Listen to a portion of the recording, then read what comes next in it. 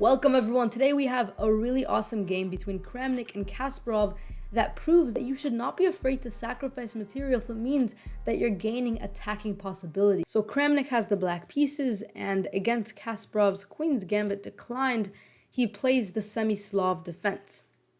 And after e3, knight to d7, the point is you want white to develop their bishop, and only after that you want to take and make white have to move their bishop twice in a row.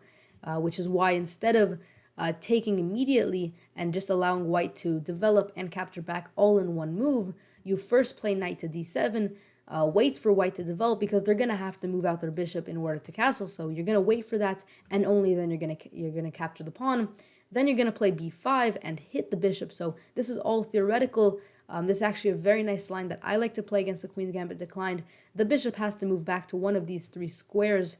Over here, the bishop in this case moved to d3, and b5 not only gained tempo and space here in these squares here, but it also gained the ability to play bishop b7. And the point is, you're putting your bishop on this long diagonal, and usually your bishop here in the semi-Slav doesn't really get out much. It's usually a very bad piece for black.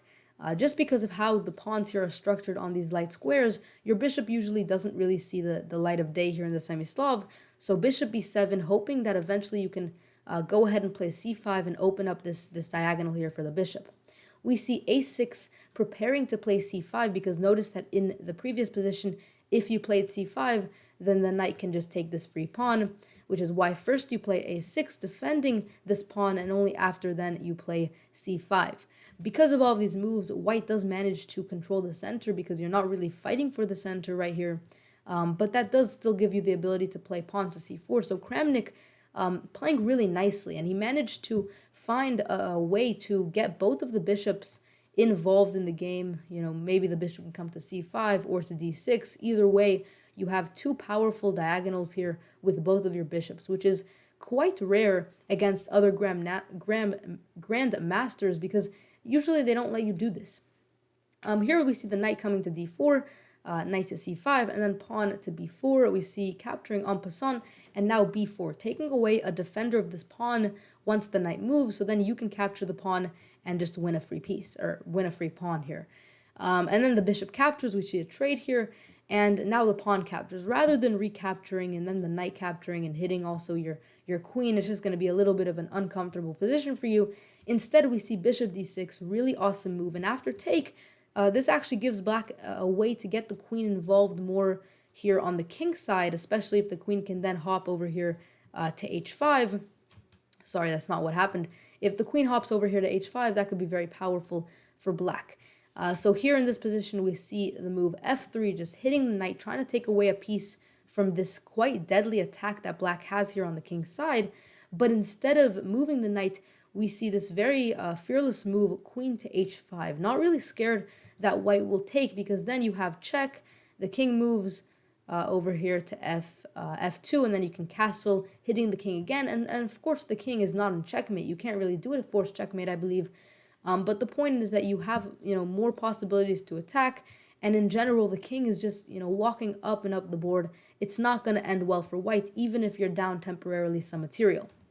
Which is why in the game, Kasparov did not capture and instead played g3, closing off this control here that black has on h2, and therefore trying to threaten to take. But because obviously now, if take, so let's suppose that we just have rook b8. If take, then obviously you can't really take this pawn here because your bishop is no longer supporting you.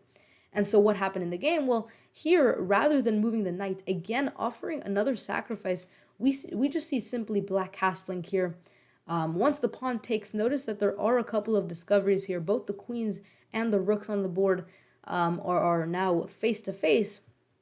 And if you've already sacrificed the material and you want to attack, you definitely do not want to trade off your material. And so rather than taking the queen, we see queen h3, putting the queen in a very powerful position next to the king. And now after the knight moves back to defend, because obviously the knight wants to defend over this square, the knight just wants to kind of block this rook from having control here. So the knight comes back to defend because, white is seeing that, you know, maybe yes, I'm up material, but black is certainly trying to attack here. And now we see a beautiful, another sacrifice, bishop taking over here on g3.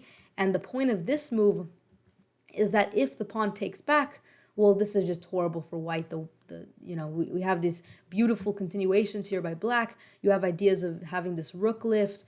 If need be, you can then support with another rook. It's just not going to end well for white.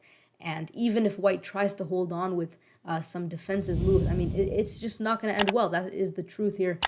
Because black, even though you're down material, you've managed to make this king completely unprotected by pawns. It's completely wide in the open. And so instead of capturing here, Kasparov obviously does not want to make his king so unsafe. So we see knight to c5. This is an effort to attack a little bit, but also defend so this pawn isn't hanging anymore. This was a pawn that was hanging for a long time. So this is kind of a defensive move, trying to slow everything down. But now we see just such a powerful move here by black. We see rook taking on f3. If white wants, sacrificing the exchange, in the game, this is what happened. First, I want to show you a way better move. The better move in this position is rook to a2. And the point is cutting off any attack further on the second rank. And in this position, quite honestly, it is hard for black to continue attacking. Yes, you lost the knight here, so you are actually down material as white. But at the same time, you're no longer getting attacked, and it's very hard to continue. The queen is no longer pressuring here. You can't really attack as black.